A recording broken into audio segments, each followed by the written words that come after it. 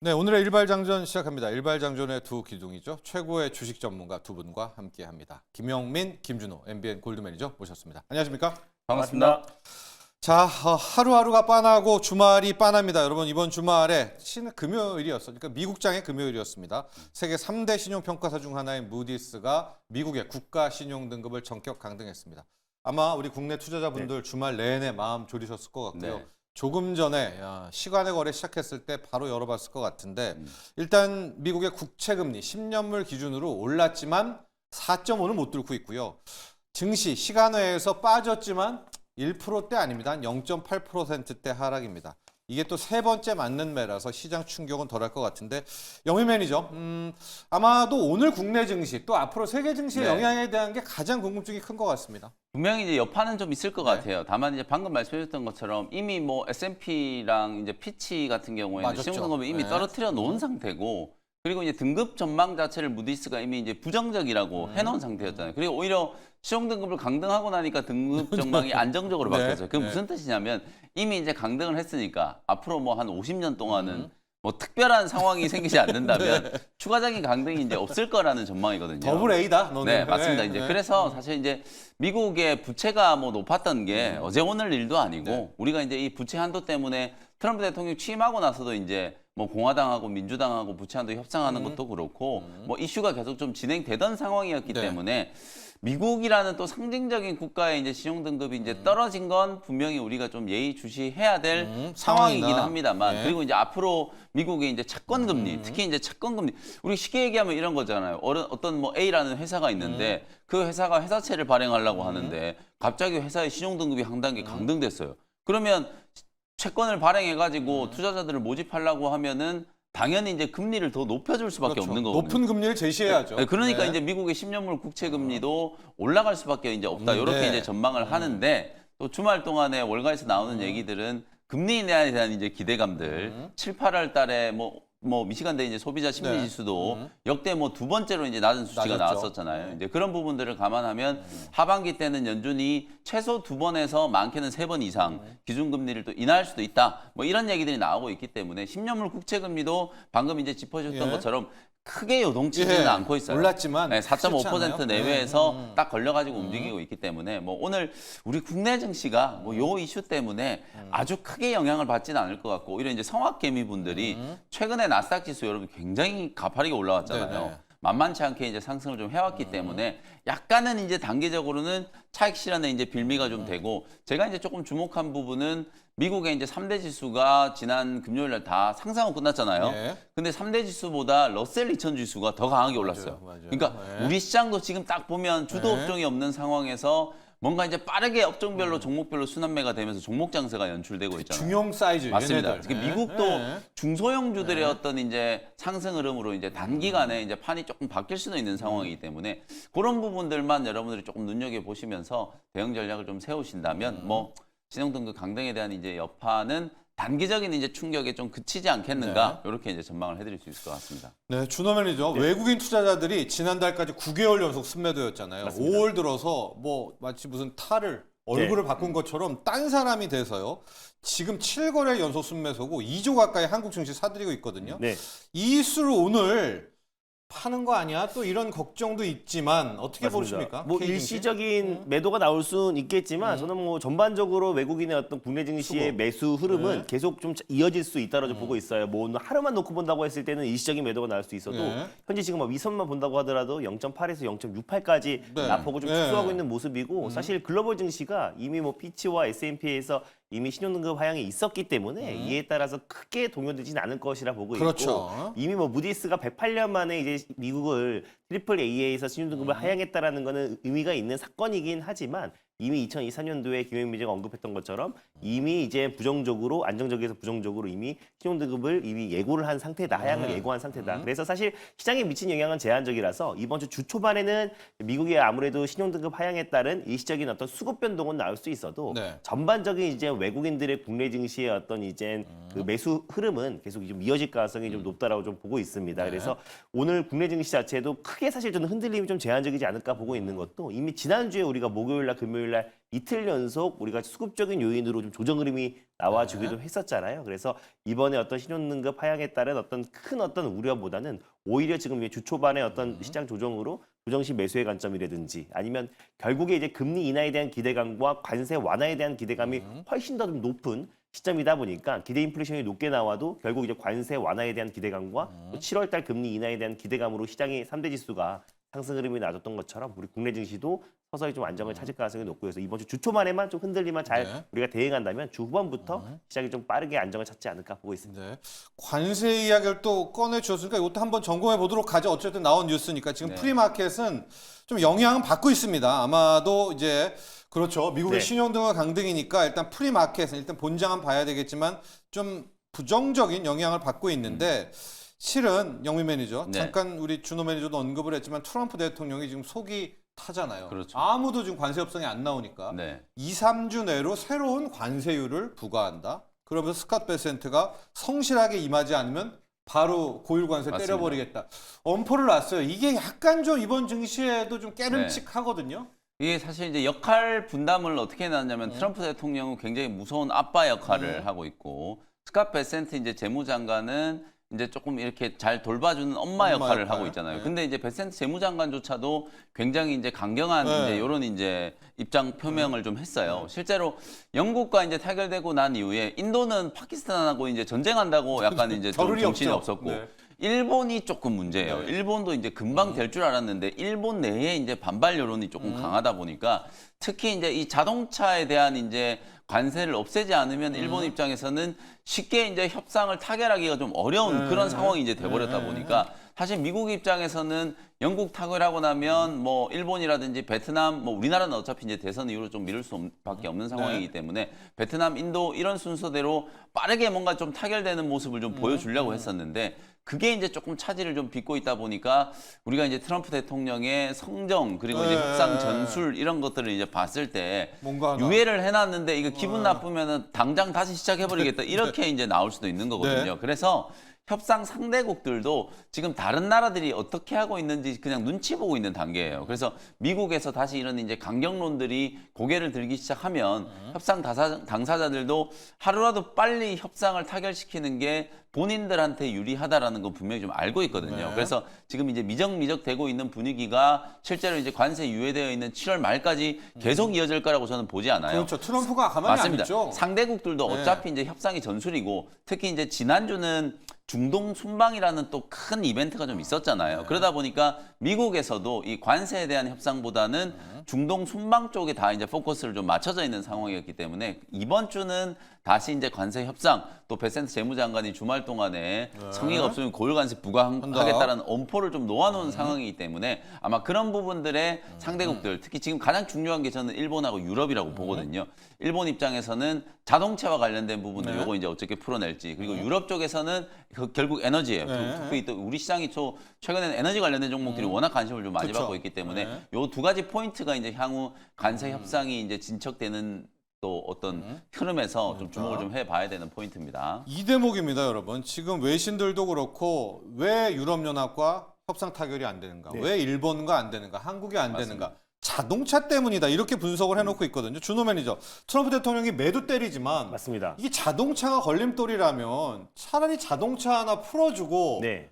쩍쩍쩍 자기가 가는 길 가는 좀 다른 트럼프의 모습도 예상해 볼 수 있지 않아요? 이 자동차 때문이라면. 근데 아무래도 이제 미국 우선주의를 입각해서 결국에 이제 미국의 어떤 자동차 생산량을 늘리고 이제 판매량을 늘리기 네. 위해서는 아무래도 이제 무역 협상과 이제 관세에 있어서 자동차를 가장 큰 어떤 협상 카드로 예. 사용을 하고 있는 것 같아요. 그래서 결국 유럽과 결국 이제 일본, 결국 우리 맞습니다. 다, 네. 그러니까 한 번에 자동차 관세를 유예해 버리거나 또 이제 폐기해준다고 했을 때는 빠르게 또 이제 미국이 이 협상 카드에서 약간 우위를 점하기가 쉽지가 않은 상태이다 않아서. 보니까 네. 좀 당분간은 좀 이제 자동차 관세를 완화를 해주기에는 조금 어렵고 유예라든지 네. 아니면은 뭐 당분간은 미국 기업들이 좀 이제 미국 내에서 생산 체계를 갖추는 때까지는 좀 시간을 벌어줄 수 있어도 한 번에 지금 관세를 아예 면제시켜 주는 거는 좀 어렵지 않을까 좀 보고 있습니다. 근데 그래서 자동차 때문에 안 된다면 맞아요. 그래서 어느 이유도 정도, 그렇고 네. 일본도 같은 경우도 사실 일본도 가장 먼저 이제 협상이 타결될 것이라고 기대가 있었는데 뭐 도요타 그리고 뭐 닛산 지금 이제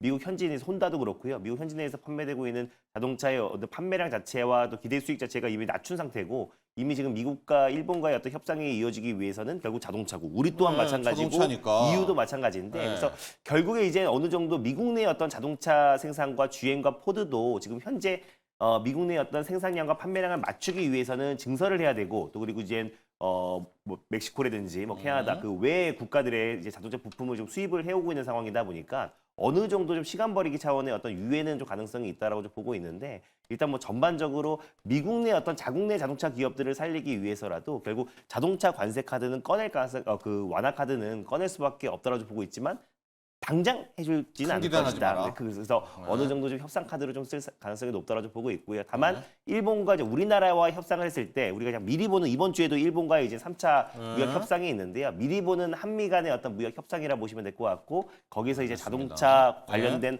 완화 카드가 나오면은 바로 이어서 이제 국내 기업들도 연결될 수가 있고 그리고 추후에 저는 어차피 개별 기업별 관세 면제 카드가 나온다고 했을 때는 그때는 우리나라에서는 현대차가 영순위가 될 가능성이 높기 때문에 일단 자동차 관세는 결국에는 완화가 될 것이다 보고 있습니다. 여러분 자동차 뭐 아니면 돕니다. 트럼프 대통령이 자동차로 더 뭉개버릴지 아니면 너무 지지분하니까 자동차에 숨통 트이면서 빠르게 관세 협상을 쭉쭉쭉 이어갈지 우리나라, 일본, EU 다 자동차입니다. 자동차 일단 관심을 가지면서 이번 주 가도록 하고요. 영민 매니저 오늘의 일발은요? 네, 지난 금요일 날 뭐 그야말로 에너지 종목들의 날이었다라고 네. 해도 과언이 아닐 정도로 다들 이제 원전 얘기 많이 하시지만 원전도 굉장히 강했지만 네. 태양광도 뭐 어마어마하게 강했고요. 전화하려고 했어요, 영민 매니저. 네. 네, 또 현대 갔습니다. 에너지 솔루션 네. 지금도 보니까 프리마켓에서 뭐 거의 10% 가까이 또다시 이제 급등이 나오고 있고 네. 수소 쪽도 나름대로 꿈틀거렸고 예. 그러니까 이제 지난주 금요일 날은 거의 뭐 대부분 시장에 상승하는 종목들이 에너지와 에너지. 직간접적으로 관계 있는 한국전력도. 종목이 맞습니다. 한국전력도 전기요금 인상해야 된다라는 이제 각 후보들의 이제 의견 뭐 네. 이런 것들이 또 하나의 이제 플러스 효과로 작용을 했다라고 보거든요. 그래서 오늘도 뭐 지정 등급 강등 이슈 있고 막 좀 시끄러운 또 노이즈들이 좀 발생을 한 상황이기 때문에 에너지 종목들에 대한 이제 수급 연속성을 한번 기대를 좀 해봐도 되지 않을까. 그래서 최근에 시장에서 아주 많은 주목을 받지 못했습니다만 네. 이제부터는 정말 꼭 좀 주목해야 되는 종목 중에 하나가 될 거라고 보거든요. S&T 에너지라는 종목을 소개를 조금 해드려 보도록 하겠습니다. 제가 3월 달에 말씀드렸던 GNC 에너지가 지금도 상승하고 있어요. 매일같이 사상 최고가 랠리를 펼치고 있거든요. 네. 저는 S&T 에너지도 당분간은 이제 GNC 에너지처럼 물론 내용은 다르긴 합니다만 네. 차트 흐름 자체는 GNC 에너지처럼 그런 상승 흐름이 나타나지 않을까 네. 이런 기대를 좀 해보고 있고요. 지금 신재생 얘기를 하는데 어찌 보면 S&T 에너지는 화석연료 관련주일 네, 수 네, 있어요. 네. 왜 제가 이제 그렇게 말씀을 드리는지 한번 설명을 좀 드려보도록 하겠습니다. 주력 사업 부문이 이제 공랭식 교환기, 요거 이제 우리가 요즘에는 에어쿨러라고 얘기를 많이 하죠. 공랭식 교환기 이제 많이 생산을 하고 매출의 거의 한 70% 이상을 네. 차지한다라고 보시면 되고 그 다음에 이제 두 번째 매출을 이제 차지하고 있는 게 배열해스 보일러, 네. HRSG. 네. 요거 또 BHI 얘기하면서 우리가 이 배열해스 보일러에 보일러. 대한 거 네. 얘기 굉장히 많이 네. 했거든요. 저희가 요 두 가지 이제 포인트를 좀 중심에 놓고 오늘 S&T 에너지를 한번 소개를 좀 해드려 보도록 하겠습니다. 일단 공랭식 이제 이 열교환기 이게 굉장히 네. 좀 중요할 수밖에 없는 게 사실 이제 이런 거죠. 많은 이제 대형 플랜트들에서 보면은 당연히 이제 에어쿨러가 필요하거든요. 특히나 이 에어쿨러 제가 이제 사진을 하나 준비를 해왔는데 공랭식과 이제 순행식의 이제 방식 차이를 이제 보면 사실 물이 부족한 나라들에서는 순행식으로 이제 이걸 그 열교환기를 쓰는 게 굉장히 어려워요. 특히 이제 바닷물을 많이 끌어와 가지고 우리가 이제 냉각을 시키기 때문에 우리가 일본의 이제 그 방사성 그 폐기물들 그거 뭐 방류하는 거 네. 오염수 방류 문제 때문에도 많이 이제 또 이슈가 좀 됐었는데 그것도 지금 물을 가지고 냉각하는 순행식 이제 열교환기라고 보시면 되거든요. 일본은 뭐 사면이 다 바다로 둘러싸여 있는 섬이기 때문에 물을 조달하기가 굉장히 쉽잖아요. 근데 중동 같은 나라들 한번 생각해 보세요. 바닷물을 끌어오는 것 자체가 불가능해요. 네. 그러니까 이런 나라들에서는 이런 열교환기를 순행식으로 쓰는 것 자체가 매우 비효율적이에요. 물 자체가 굉장히 이제 값어치가 비싼 국가들이기 때문에 중동 국가들은 이런 전형적인 다 물 부족 국가들이고 이런 나라들은 에어쿨러, 공랭식 열교환기를 쓸 수밖에 없거든요. 네. 그래서 지금 이 열 교환기, 공랭식 열 교환기의 매출이 가장 많이 나오는 나라가 중동 쪽이에요. 사우디? 네, 사우디. 예. 지난주에 트럼프 대통령의 중동 순방으로 사우디 포함해서 중동 지역의 어떤 AI 투자에 지금 붐이 일고 있잖아요. 네. 그럼 AI 투자하고 데이터 센터 이제 만들었을 때 이런 대형 플랜트들도 이제 같이 조성이 되기 때문에 중동발 원전 모멘텀, 중동발 태양광 모멘텀 이런 것까지 그렇죠. 우리가 지난주에 얘기를 왔잖아요. 했었거든요. 네. 그러면 당연히 이 열교환기에 대한 부분들도 얘기가 진행될 수밖에 없는 예. 거예요. 근데 사우디의 가장 큰 공장을 가지고 있는 회사가 바로 S&T 에너지예요. 그리고 최근에 이 사우디 공장 증설을 이제 발표를 해가지고 중동 쪽뿐만 아니라 동유럽 시장 진출을 위한 이제 교두보로 확보를 좀 하겠다라는 이런 증설 투자까지 얘기를 좀 해놓은 상태이기 때문에 이런 부분들과 이제 감안을 해봤을 때 중동의 에너지 이슈가 저는 시장에 이제 또 다른 모멘텀의 이제 한 축이 될 거라고 이미 보거든요. 됐죠. 맞습니다. 예, 지난주부터 예, 이제 예. 그런 기류가 형성이 좀 됐기 때문에 중동반 모멘텀을 이제 감안한다라고 하면 S&T 에너지가 굉장히 조금 중요한 기업이 되지 않을까. 특히 또 이런 LNG 이제 발전 설비에 대형 이제 가스 터빈들이 들어가서 그 가스 터빈으로 이제 발전을 해가지고 엄청난 증기들이 생기잖아요. 열이 나오죠. 그 증기들이 생기는 걸 다시 이제 수집을 해가지고 배열해서 보일러를 돌려서 증기를 만들어요. 이거야말로 친환경이잖아요. 네. LNG라는 에너지 자체는 우리가 이제 친환경으로 부르기가 네. 조금 그렇긴 합니다만 예. 어쨌든 그 LNG 대형 플랜트 안에는 배열해서 보일러가 같이 들어갑니다. 그래서 실제로 BHI가 최근에 엄청나게 많은 이제 수주들을 해가지고 1분기 때도 뭐 컨센 대비해서 거의 50% 이상 네. 상회하는 이제 실적을 발표를 했잖아요. BHI도 공시에 수주 공시에 거의 대부분이 바로 이 배열에서 보일러에서 보일러예요. 보일러. 그러면 이게 이제 LNG 플랜트뿐만 아니라 향후에는 또 어디로 가느냐? 원자력 발전에도 당연히 이제 이게 그렇죠. 들어갈 수밖에 네. 없는 거예요. 네. 그런 부분들을 이제 감안하면 S&T도 이제는 SMR이라든지 대형 원전 관련된 수혜주로도 부각이 좀 될 수 있다. 물론 지금 현재 매출 비중은 앞서 말씀드렸던 것처럼 공랭식 이제 열 교환기가 네. 가장 많은 네. 부분을 차지하지만 이제 배열에스 보일러에 대한 이제 부분들도 주목을 분명히 좀 해야 되지 않을까 이런 생각이 조금 들거든요. 네. 특히 수주 잔고가 이제 작년에 에어쿨러 쪽에서만 7천억이 넘어가고 여기 이제 배열에스 보일러까지를 감안하면 8천억 대를 상회하는 역대 최대치의 지금 수주 잔고를 쌓아놓고 있어요. 네. 그래서 S&T 에너지도 당분간은 이 호실적과 늘어나는 수주 이런 것들을 감안하면 주가가 이제 굉장히 좀 강하게 우상향으로 좀 뻗어나가지 않을까 이런 기대를 한번 해보도록 하고요. 차트 보면서 제가 이제 가격 전략 한번 말씀드려보도록 네. 하겠습니다. 이미 주가는 뭐 주봉 월봉을 보시면 대세 상승을 하고 있어요. 네. 작년 연초부터 예. 만 원대에 머물러 있던 주가가 거의 지금 4배 가까이 상승을 해놓은 상황입니다. 네. 그 정도로 그동안에는 이 S&T 에너지라는 종목이 전혀 주목을 못 받다가 LNG 쪽이 이제 수주도 좀 늘어나고 말씀드렸던 것처럼 이제 공랭식 이제 열교환기가 중동 쪽에서 수주가 네. 굉장히 큰 폭으로 늘어나다 보니까 실적에 대한 기대감이 반영이 되면서 주가는 쭉 올라왔는데 다만 올해 들어서서의 흐름은 거의 상승한 게 없어요. 네. 연초에 한 3만 원대 주가에서 4만 원 정도까지 한 30% 정도 상승을 한 정도 수준이기 때문에 저는 뭐 다른 에너지 기업들이 단기간에 급등한 거에 비하면 네. 가격적으로 봤을 때는 충분히 좀 메리트가 남아있다. 특히나 지난 금요일 날 한 2, 3주 동안의 행보를 좀 딛고 장대 항목을 만들면서 드디어 이제 4만 원대를 또 뚫었기 때문에 네. 새로운 이제 상승 파동이 시작되는 이제 초입 정도 가격이 아닐까 이렇게 이제 말씀을 좀 드릴 수 있을 것 같습니다. 네. 가격 전략 정리를 좀 해드리면 지난 금요일 종가 기준으로 한 4만 원 정도 내외를 매수 가격으로 이제 잡아드리고요. 1차 목표 가격은 일단 제가 조금 짧게 잡았어요. 네, 4만 네. 5천 원 정도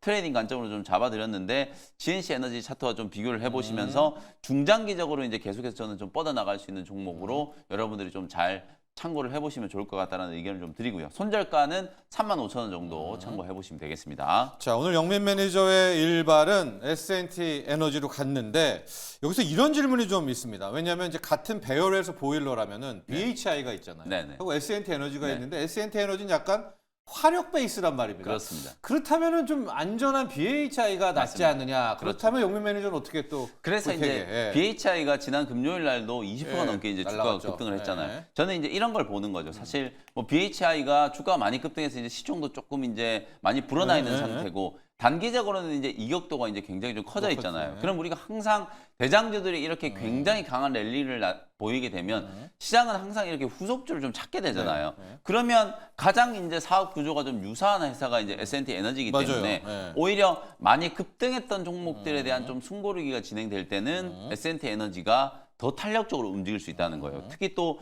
제가 이제 오늘 강조해드린 포인트 중에 하나는 중동이라는 이제 이슈거든요. 예.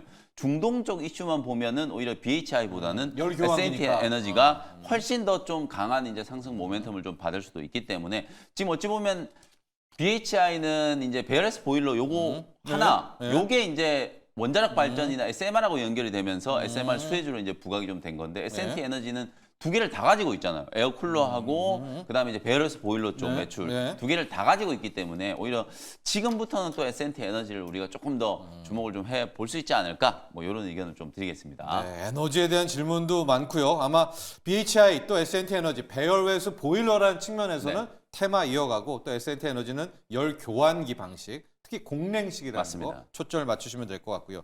만물 박사님이요. 에너지 관련해서 원전과 태양광 풍력, 이 VS를 또 붙여주셨네요. 어느 섹터가 더 좋나요? 원전의 경우에는 두산 엘리베이터 BHI 신고가고 또 태양광 이렇게 쭉 질문이 나왔는데요. 저희가 원전 이슈를 좀 다뤄보려고 하는데 이때 태양광도 한번 녹여보도록 하겠습니다. 준호 매니저. 네. 블룸버그 통신도 이제 세계 원전 르네상스 온다. 맞습니다. 가장 최대 수혜는 대한민국이 될 것이다.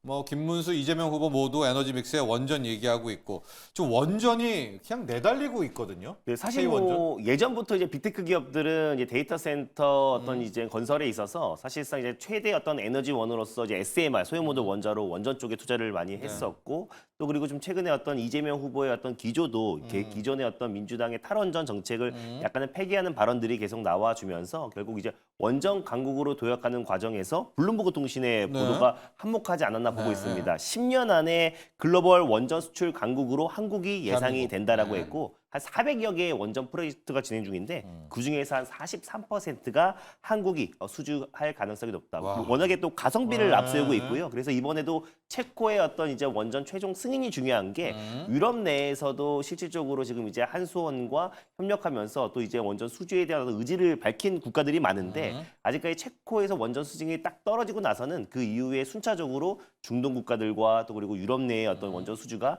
계속 순차적으로 이어질 가능성이 높다고 좀 보고 있습니다. 그리고 최근에 뭐 중동 쪽에서도 트럼프의 사우디 어떤 순방 이후에 결국 이제 오픈 AI에서도 아랍에미리트의 세계 최대 규모의 어떤 데이터 센터 건설을 또 맞아요. 지원하겠다라고 했기 때문에 네, 이거는 뭐 무조건 에너지죠. 맞습니다. 네. 전 세계적으로 어떤 노후화된 어떤 전력망 구축과 데이터 센터 확충의 가장 큰 수혜가 결국에 이젠 기존의 어떤 화력과 그리고 또 이제 신재생 에너지의 징검다리 역할을 하는 게 원전이라 보시면 될 것 같은데 탄소 배출량이 거의 제로에 가깝다 보니까 또 그리고 가장 저렴한 가격으로 에너지원을 설립할 수가 있어서 결국 이제 원전에 대한 관심이 높아질 수 있다. 또 우리 자체적으로 대선을 또 앞두고 있는 시점에서 또 정책적으로도 테마도 탔죠. 네, 테마도 네. 같이 연결될 가능성이 높고 거기다가 블룸버그의 어떤 이제 한국의 높은 위상 또 그리고 기술력을 다시 한번 좀 언급을 하면서 원전 섹터의 어떤 훈풍은 당분간 좀 이어질 수 있다. 예전에는 이제 민주당의 탈원전 정책을 계속 이제 고집해왔기 때문에 약간은 이제 원전이 약간 노이즈가 그렇죠. 있었었는데 변동성이 있죠. 맞습니다. 이제는 네. 약간 에너지, 태양광과 신재생 에너지와 원전 이 부분은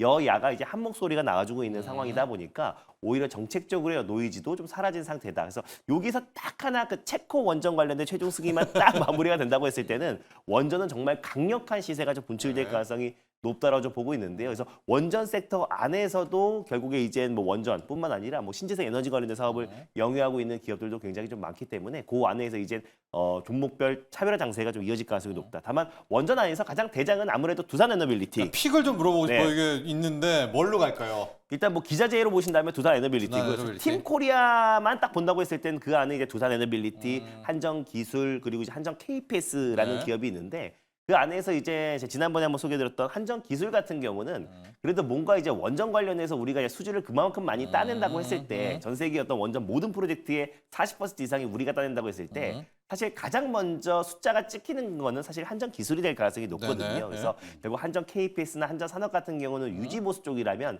결국에 이제 그 건설하고 나서 수익을 챙기는 거고 결국 가장 이제 건설되기 전부터 가장 먼저 설계가 들어가기 때문에 그랬을 땐 한정 기술이 가장 먼저 수익적인 측면에서는 챙길 수 있다라는 관점에서 그래도 한정 기술이 단기적으로는 좀 더 매력적이지 않을까 아니, 보고 가격 있습니다. 분석도 해주시죠. 네. 리뷰니까. 네. 일단 뭐 한정 기술 같은 경우는 제가 지난번에 같이 네. 교육 매니저님이 한전 산업 말씀드렸을 때 제가 한전 기술을 좀 소개를 기술이었었죠, 해 그날. 줬었고 그리고 실질적으로 이제 바라카 원전 수주를 받았었던 2009년도에도 한전 KPS보다 한전기술이 더 먼저 시세가 분출됐다는 점을 놓고 봤을 때 한전기술은 중전기적으로 좋다. 그리고 사실 이제 한전기술 같은 경우는 국내 원전 안에서 거의 이 설계 부분은 거의 독과점하고 있는 기업이다 보니까 뭐 대형 원전이 됐던 중형 원전이 됐던 아니면 SMR 소형 모듈 원자로가 됐던 결국에 이제 한전기술이 결국 이 원전 설계에는 독점하고 있고요. 특히 이번에 사우디 관련해서도 그 SMR 프로젝트를 진행하고 있는데 거기서 유일하게 참여한 국내 기업이 또 한전기술입니다. 네. 그래서 한전기술이 또 사우디의 SMR 프로젝트에도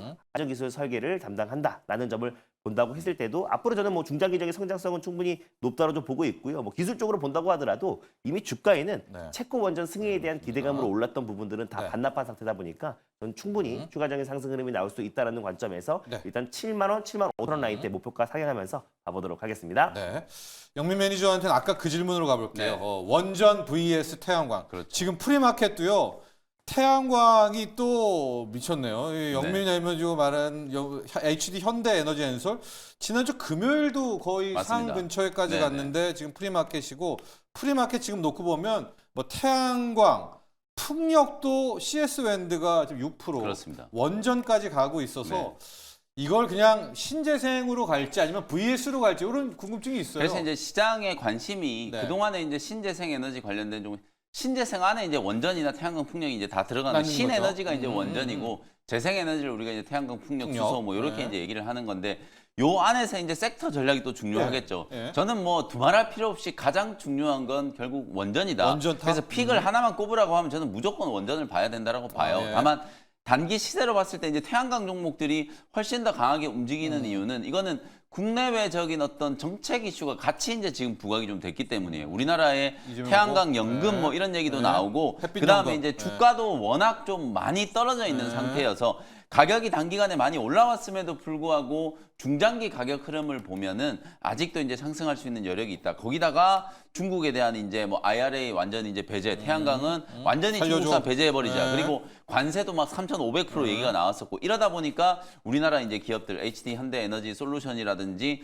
하나솔루션은 그에 따른 이제 반사수혜가 예상되는 그런 흐름으로 인해서 주가가 이제 강하게 움직이는 거거든요. 근데 실제로 우리가 지금 신재생 에너지에 대해서 관심을 갖고 있는 이유는 결국에는 AI라는 키워드를 빼놓고는 얘기가 안 돼요. 왜냐하면 앞으로 2030년이 되면 AI 데이터 센터도 지금과는 비교 안 될 정도 수준으로 엄청나게 많은 데이터 센터가 들어갈 거고 우리가 이제 AI를 이제 소비하는 것도 어마어마한 이제 데이터들을 이제 소비를 하게 될 거기 네. 때문에 그에 따른 이제 전력 수급을 어디에서 이제 충당하느냐의 문제에서 출발을 한 거거든요. 그래서 가장 강력한 대안이 SMR이 이제 될 수밖에 없는 게 지금 여러분 생각해 보시면 대형 원전 뭐 만들려고 하면 한 10년 이상 걸리잖아요. 그리고 태양광 풍력도 이게 엄청난 자본 투자가 들어가야 돼요. 네. 근데 이제 SMR은 비교적 짧은 시간 안에 그리고 이제 비교적 효율적인 이제 가격으로 생산이 이제 가능하기 때문에 우리가 이제 최근에 AI 이슈에서 원전이라든지 SMR을 네. 이제 주목을 하고 있는 거거든요. 그래서 어떤 정책적인 이슈나 그리고 이제 시장의 어떤 업황의 트렌드 이런 것들을 감안했을 때 뭐 저는 두말할 필요 없이 원전 관련된 종목들이 탑픽이다. 그래서 BHI, 두산 에너빌리티 그리고 뭐 오늘 제가 말씀드렸던 S&T 에너지 네. 이런 종목들이 당분간은 이제 강한 이제 추세적인 상승을 이끌어갈 가능성이 좀 높다. 이렇게 이제 의견을 좀 드리도록 하겠습니다. 리뷰로 한전 산업이 있으니까 요거 가격 전략도 얘기해 주시고요. 그 둘 중에 하나를 고르라면 원전을 이야기했지만 태양광에 지금 HD 현대 엔솔을 안 다룰 수가 없거든요. 지금 오늘도 또 오르고 있기 네. 때문에 두 종목 가격 볼게요. 뭐 제가 이제 태양광이 나쁘다는 게 네네. 아니라 어차피 고르라면. 단기적인 네. 시세도 이제 태양광이 네. 워낙 강한데 조금 오랫동안 지속될 수 있는 이슈는 분명히 이제 원전이다라는 걸 네. 강조를 좀 해드린 거고요. 한전산업 방금 우리 이제 준호 매니저께서 잘 설명해 주셨던 것처럼 우리나라 이제 두산 에너빌리티가 전 세계적으로도 주목을 좀 받고 있는 이유가 네. 미국에 우리가 이제 뉴스케일 파워 하면 많이들 이제 원전 네. 기업으로 알고 계시잖아요. 근데 뉴스케일 파워는 단 한 기도 직접 생산을 못 해요. 거기는 설계하는 기업이거든요. 네. 쉽게 반도체랑 비유를 해보면 우리가 엔비디아가 AI 가속기를 설계해서 파운드리인 TSMC에서 생산하는 것처럼 미국의 뉴스케일 파워가 미국 기업 최초로 미국 이제 원자력부에 이제 설계 인증을 받은 유일한 네. 기업이라고 보시면 되거든요. 그럼 뉴스케일 파워가 SMR을 설계를 하면 생산을 직접 못하기 때문에 그걸 파운드리 역할을 할 수 있는 회사가 두산 에너빌리티다. 네. 이렇게 이제 가는 거거든요. 마찬가지로 코리아 원팀에 들어가 있는 한전 기술, 한전 산업 이런 기업들이 여러 프로젝트를 진행할 때 어차피 이건 코리아 원팀으로 같이 수주를 할 수밖에 없는 상황이기 때문에 한전 기술과 한전 산업 이런 기업들이 이제 주목을 받는 거예요. 근데 가격적으로 봤을 때는 두산 에너빌리티나 BHI 당장 우리가 추격 매수하기는 부담스럽잖아요. 근데 한전기술, 한전산업 이런 종목들은 아직도 바닥에서 큰 거래가 들어온 것도 아니고 네. 추세가 좀 눌러있기 때문에 네. 상승의 이제 여력으로 봤을 때는 훨씬 더 좀 매력적일 수 있다는 거예요. 지금도 뭐 20% 넘게 수익이 나 있긴 합니다만 네. 저는 충분히 가격을 14,000원, 보면 15,000원 이상까지도 올라갈 수 있다고 보기 때문에 네. 오늘도 한전기술, 한전산업은 매수 관점으로 대응을 하셔도 좋을 것 같다. 그다음에 HD 현대에너지솔루션도 제가 이제 핵심을 말씀드렸던 게 뭐냐면 네. 1분기까지는 적자였지만 이제 2분기부터는 판이 완전히 달라지다. 당분간은 중국산 공급 강에 대한 우려를 이제 털어낼 수 있기 때문에 네. 태양광 패널 가격 자체가 올라갈 수밖에 없다. 그러면 수익성은 굉장히 빠르게 호전될 수밖에 없기 때문에 하나솔루션이나 HD 현대에너지솔루션, 특히 제가 HD 현대에너지솔루션을 이제 강조를 해드렸던 건 네. 이게 딱 지금 일주일 전에 그 논리예요. 하나솔루션은 그렇죠. 많이 올랐는데 HD 현대에너지솔루션 못 올랐으니까 후발주로 주목받으면 더 세게 올라갈 수 있다. 네. 근데 실제로 지금 단기 파동으로 보면은 HD 현대에너지솔루션이 주간 단위로 봤을 때는 훨씬 더 폭발적으로 상승을 했잖아요. 그래서 이제 5만 원짜리에서 추격 매수하기는 조금 그래요. 왜냐면 어떻게 제가 하죠? 좀 신규 제가 이제 투자는? 월봉을 한번 보여드리면서 아직도 낮다라고 말씀드렸던 가격이 3만 원 초반이었거든요. 네. 근데 지금 월봉 보시면 이렇게나 올라왔어요. 거의 허리까지 지금 올라와 있는 상태란 말이에요. 네. 그러니까 추격 매수는 하지 마시고 신규 접근은 반드시 저는 4만 원 초반 정도까지 그래요? 가격 조정이 들어왔을 때 네. 신규 매수를 하시고 다만 보유하고 계신 분들은 워낙 지금 강력하게 수급이 좀 붙어 있기 때문에 5만 원 이제 지금 뛰어넘었잖아요. 한 번 더 이제 오버슈팅이 나오면 5만 5천 원 정도 그 정도 가격을 이제 최고가 단기적으로 봤을 때는 이제 최고가 가격으로 설정을 해두시고 매수는 4만 원, 목표가는 5만 5천 원 이렇게 이제 가격 전략을 참고하시면 좋을 것 같습니다. 네, 자 태양광까지 봤습니다. 이게 3대장이 있잖아요. 하나솔루션, 또 HD 현대에너지솔루션, OCI 홀딩스가 있는데 네. 그 중에 왜 HD 현대에너지솔루션이냐? 네. 이제 이재명 후보 발언이 좀 큰 것 같아요. 우리나라 태양광을 이렇게 망친 게 중국의 저가 패널 때문이다. 그럼 이제 향후 태양광은 네. 우리나라 패널을 네. 쓰게 되니까 그렇죠. 아마 그런 논리 쪽, 특히 내수는 HD 현대에너지솔루션. 맞습니다. 그래서 이제 제가 소개를 해드릴 때도 일단 해외 쪽은 하나솔루션이 하나솔루션이죠. 압도적이지만 네. 국내 쪽 정책 이슈는 또 HD 현대에너지솔루션이 테마는 강할 수 있으니까 그겁니다. 그렇게 이제 참고를 하시면 될 것 같습니다. 자, 이 이슈도 함께 짧게 다뤄봐야 될 것 같아요. 좋은 얘기만 저희가 했는데 지금 바닥에서 기고 있는 두 개의 업종이 있습니다. 바로 화학 업종하고 2차 전지입니다. 준호 매니저. 네. 오늘의 이 이슈는 이겁니다. 화학과 2차 전지 중 네. 누가 먼저 바닥에서 이 어둠의 터널을 나올까 하고 그 종목은 뭘 볼까?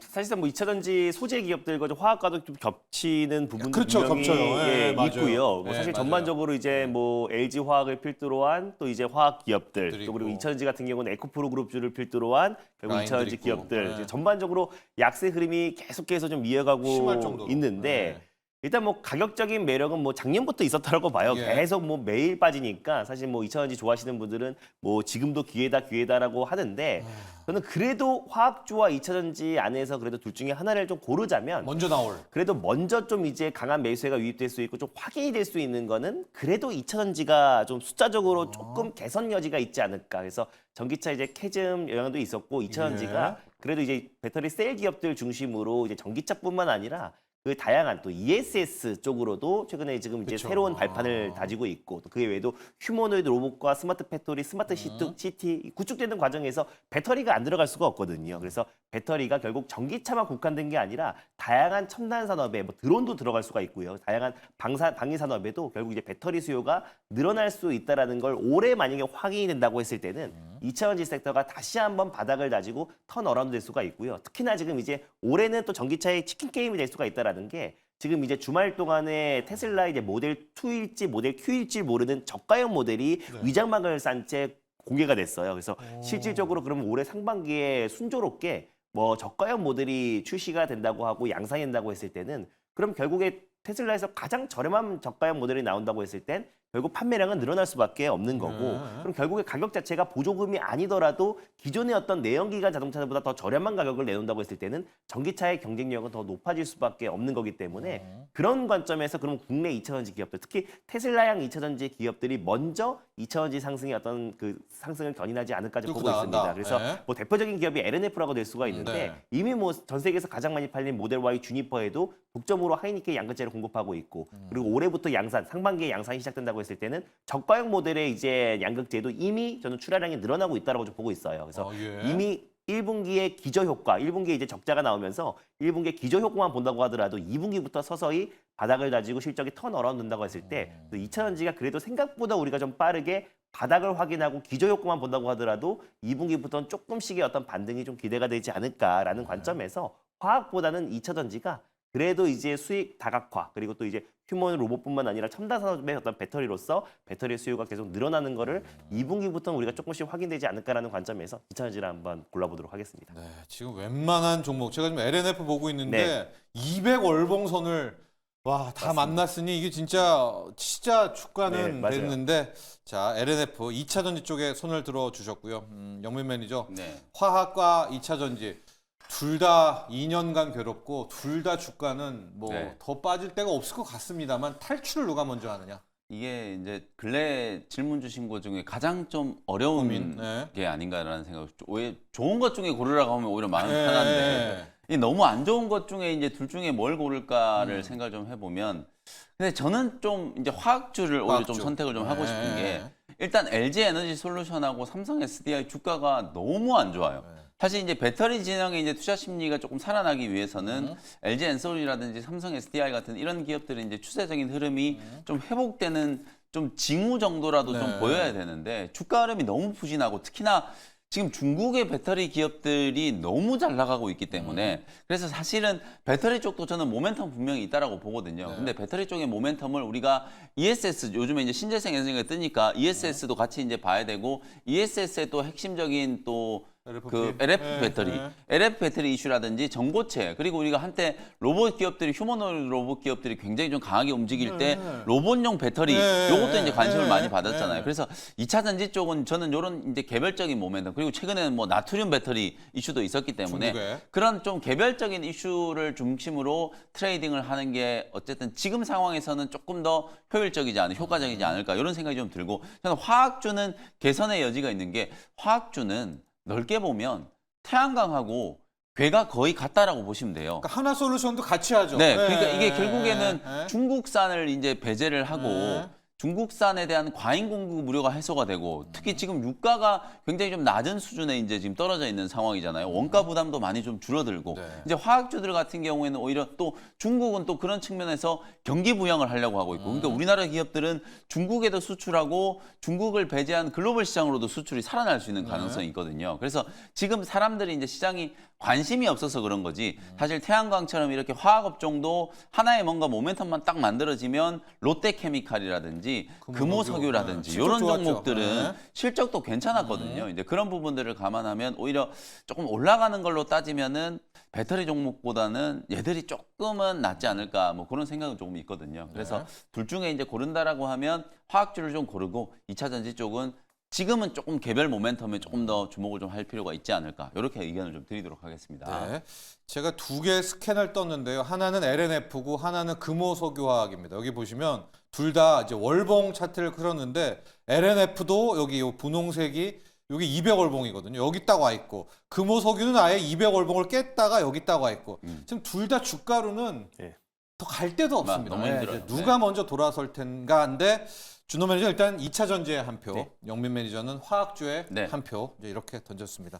자, 이제 투자자들의 참 안타까움 저희가 10분 이해를 하면서 이제 준호 매니저의 네. 오늘의 일발로 넘어가 봐야 될 것 같아요. 당분간 이제 에너지 주들의 어떤 순환매가 좀 이어질 수밖에 네. 없다고 좀 보고 있고요. 저 또한 이제 원전 쪽이 당분간 훈풍이 좀 이어질 수 있다고 좀 보고 있어서 지난번에 이제 한전 기술과 이제 한전 산업을 놓치신 분들이 아직 늦지 않았다라는 않았다? 관점에서 저는 한전 산업을 이번에 한번 들고 가보시죠. 와봤습니다. 그래서 네. 일단 4월 25일 날 저와 이제 기회이미지과 한전 기술과 한전 산업을 한번 들고 왔었고, 그다음에 다시 한번 재추천을 드리는 건데, 한전 산업 같은 경우는 아무래도 지금 한전 그 계열사 안에서 가장 의미가 있는 건 신재생 에너지 사업도 같이 하고 있는 기업입니다. 그래요? 네, 그러다 네. 보니까 결국에 지금 이제 발전 설비에 들어가는 운전과 정비 또 유지 보수를 하고 있는 기업이기도 하지만 신재생 에너지 관련된 사업을 하고 있어서 예. 관련해서도 가장 크게 또 수혜를 받을 수가 있다. 지금 태양광 기업들도 좀 올라가지고 있는데 네. 이제 잠시 후에 들어보시면 일단 한전산업 같은 경우는 풍력과 태양광을 기반으로 한 또 ESS 관련된 프로젝트도 진행하고 있는 기업이다 예. 보니까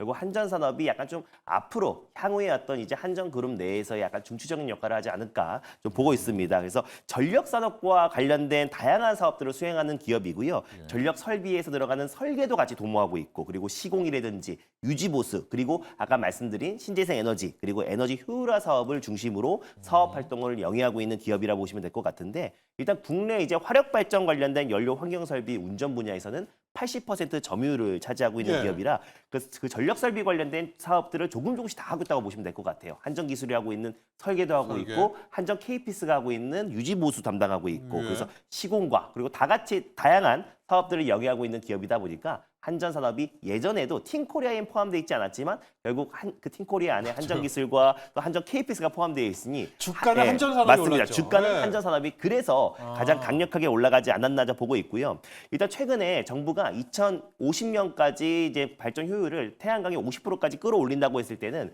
ESS 관련된 투자가 더 많이 늘어나야 된다. 그래서 올해 어떤 이제 국가 예산의 70%가 ESS 투자로 들어갈 수 있다라고 지금 전망을 하고 있는데, 그래서 대안으로 이제 원전이 떠오르고 있는 거고, 예. 결국 ESS 관련된 투자를 많이 확대해 나간다고 했을 때 결국 태양광과 풍력발전소의 설계 시공 과정에서 ESS 연계를 한 프로젝트를 진행하고 있는 한전산업이 직접적인 수혜주가 될 수 있다고 보고 있습니다. 왜냐하면 2018년도에 이미 한전산업은 소규모 태양광 발전용 ESS를 자체적으로 개발하기도 했고요. 또 삼성전자의 ESS 시스템을 공급했던 이력이 있는 기업이다 보니까 예. 태양광 발전용 ESS를 직접적으로 개발을 했던 레퍼런스를 보유하고 있는 기업이 결국 태양광의 어떤 이제 설비가 증대됐을 때 결국 ESS 사업도 같이 커진다고 했을 때 태양광 ESS를 개발한 한전산업이 직접적인 수혜주고, 원전으로도 수혜를 받을 수가 있지만 신재생 에너지로도 수혜를 받을 수 있다는 예. 점에서 지금 어차피 태양광이냐 원전이냐 계속해서 VS로 풍력이냐, 풍력이냐 네. 돌아가면서 지금 이제 순환매가 이어지고 있는데 예. 그 세 가지의 모멘텀을 다 누릴 수가 있는 게 저는 한전산업이다라고 보고 있습니다. 그래서 블룸버그에서도 일단 10년 안에 결국 이제 글로벌 원전 수출 강국으로 또 이제 한국이 발돋움 될 수 있다라고 좀 언급하고 있고요. 또 400여 개의 프로젝트가 진행하고 있는데 원전 프로젝트뿐만 아니라 또 신재생 에너지 또 아리백 또 프로젝트에도 가장 직접적인 수혜주가 될 수 있는 기업이 또 한전산업이다라는 관점에서 이제 시작이다. 그래서 바닥에서 이제 턴어라운드 되고 있기 때문에 지금도 매수 관점으로도 접근 가능하다라는 생각에 한전산업을 다시 한번 재매수 관점으로 들고 와봤습니다. 네, 한전산업 아마 변동성이 원전주 중에서는 이제 가장 네. 컸던 걸로 저희가 이제 기억을 하고 있는데, 지금 준호 매니저가 잡은 포인트는 뭐 원전은 더 잘 알고 네, 있고 맞습니다. 태양광 쪽에서 그 ESS랑 같이 가는 그 스마트 그리드가 맞습니다. 한전산업이 하고 있다라는 게 좀 새롭습니다. 맞습니다. 지금도 보면 풍력 태양광 쪽 가고 있는데 네. 여기 신재생 테마도 받는 거네요. 신재생 에너지도 같이 받을 수가 있고요. 아까 말씀하셨던 에너지 효율화 프로젝트로 스마트 그리드 관련된 사업도 영위하고 예. 있어요. 그래서 결국에 또 신재생 에너지의 가장 큰 단점은 또 이제 보관이죠. 맞습니다. 예, 보건도 ESS. 그렇고 그 쏘는 전력을 어떤 타이밍에 적절하게 분배하고 예, 배급하는 것도 예. 굉장히 중요하기 때문에 결국에 이제 대정전 사태를 막기 위해서는 결국 스마트 그리드에 대한 사업도 커질 수밖에 없고, 또 ESS 에너지 저장 장치에 대한 관심도 높아질 수밖에 없기 때문에 예. 그 사업, 그 프로젝트를 진행하고 있는 기업이 한전산업이라 저는 또 반드시 또 순차적인 순번이 올 수밖에 없다고 보고 있습니다. 가격 전략을 봐주시죠. 왜냐하면 네. 지금 태양광, 풍력, 원전이 네. 프리마켓에서 다 가고 있거든요. 맞습니다. 한전산업 신재생 쪽만 가는 신재생만 것 가고 같아요. 있네요 네. 지금. 그래서 이제 한전산업은 이제 원전 쪽으로 아무래도 네. 이제 많이 묻어 있다 보니까 상승폭이 다소 제한적이라 오히려 지금이 매수 기회가 아닌가 좀 보고 있어서 12,300원 전일 종가 부근을 일단 매수가로 좀 잡아보도록 하겠고요. 지금 네. 이제 대체거래소에서도 0.9% 정도 올라가지고 있어서 전일 종가 부근 아니면 지금 뭐 시가 부근대 12,300원 부근대에서 접근을 하셨으면 좋겠습니다. 그래서 목표가는요 14,700원 라인대로 일단 직전 고점은 좀 돌파한다라고 좀 보고 있어서 14,700원을 일단 1차 목표가로, 그리고 손절 라인대는 1,500원 제시해 보도록 하겠습니다. 네, 자 오늘의 일발장전 두 분 모두 에너지로 향했습니다. 영민 매니저는 S&T 에너지, 네. 보열 회수 보일러 쪽 같고요. 배열 회수 보일러, 우리 네. 준호 매니저는 한전산업, 원전 플러스 태양광 쪽까지 붙어 맞습니다. 있다라는 거 포인트로 잡아주시죠. 자 오늘의 일발장전 여기까지 하겠습니다. 감사합니다. 고맙습니다.